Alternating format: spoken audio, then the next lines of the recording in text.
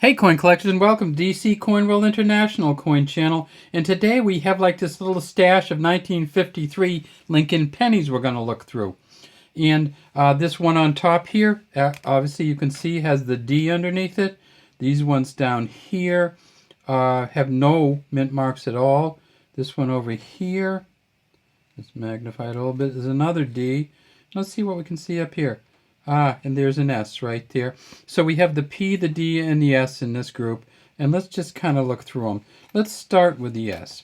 So in 1953, the San Francisco Mint made generally circulating coins. In other words, business strikes were made at the S Mint or the San Francisco Mint.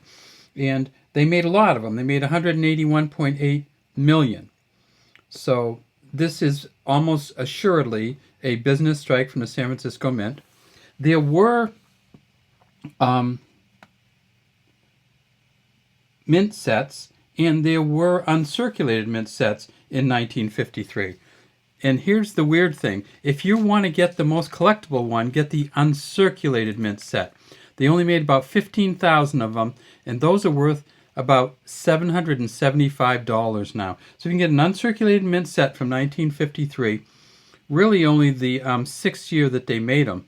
They started making them in 47, and they made them in 47, 48, 49, skipped 50, and then 51, 52, 53. So in 1953, the uncirculated mint sets, 15,000 of them they made, sold them for $5.46, and now they're worth $775.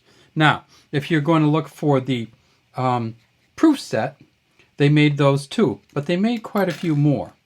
And so the proof sets that they made 128.8 thousand, sold them for $210. Now they're worth about $200. So they're still expensive, but they're nowhere near the $700 of the uncirculated set.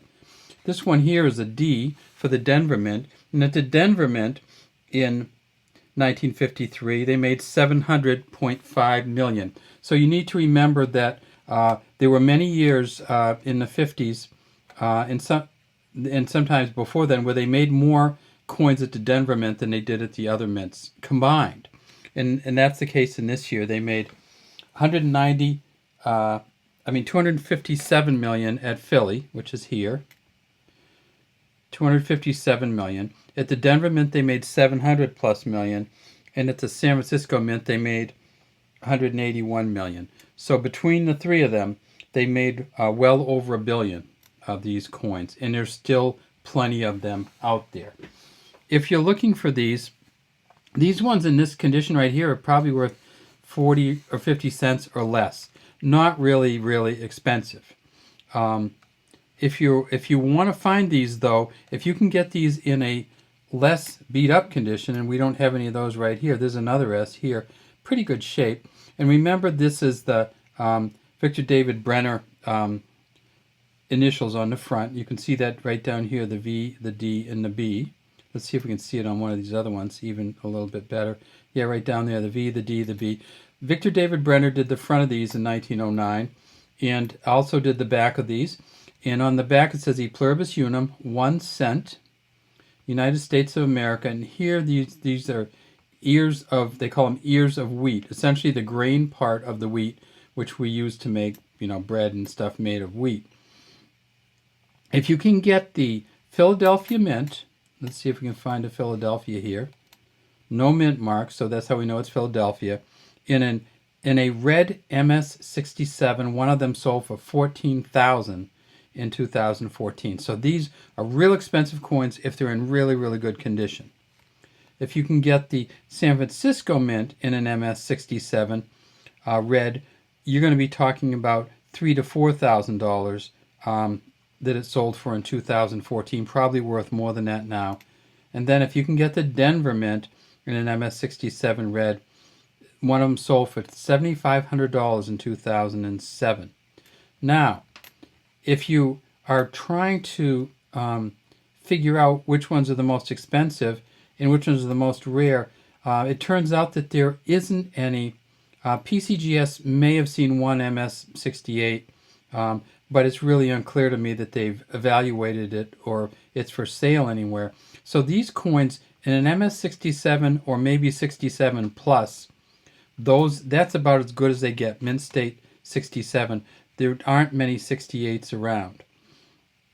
One of the things that was interesting about 1953, of course, is that's the first year that Queen Elizabeth was the Queen of England. And so there's a special United Kingdom coin that comes out in 1953.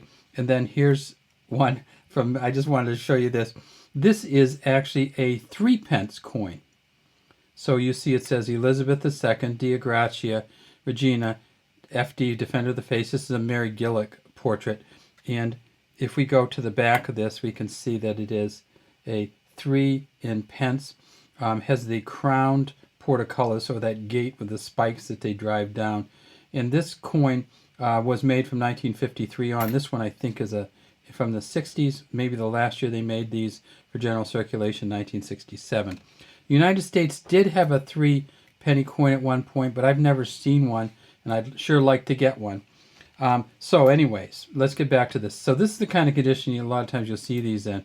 It's 1953D. You can get one of these for 10 or 15 cents sometimes if you're really lucky. And this, like right here, you know, it's we don't clean them, and it's really bad to clean them, and they will be absolutely valueless to most collectors if you clean them. But these aren't much better than a clean coin when they start getting all this stuff on them. And there's the VDB right there. All right, well, that's all we have today from DC Coin Roll International Coin Channel. We'd love to have you subscribe to the channel and leave any comments you might have in the comments section.